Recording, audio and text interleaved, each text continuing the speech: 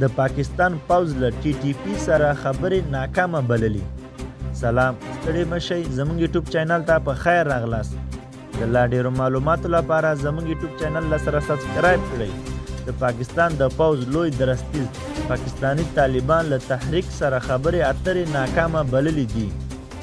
د پاکستانی رسنیو د خبرو له مخې جنرال قمر جاوید باجوه ویلي چې د دغه هیواد د پوځ د یادې ډلې پر وړاندې پر سختو لارو چارو غور کوي.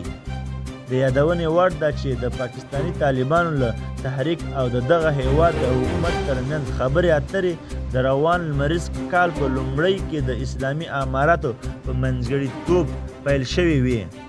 قمر جاوید باجوه د دغه هیواد د پوځ د قمندانانو په کانفرانس کې د ترهګرو ډلو پر ضد د مبارزې په ساتلو او په خیبر پختونخوا او بلوچستان ایالات کې د عملیاتو د دوام لپاره پر چمتووالي ټینګار کړی دی.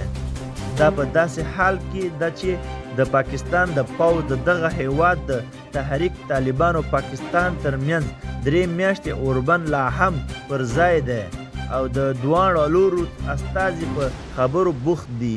دا و زموږ د دې وخت خبرونه، تر بیا ښې چارې.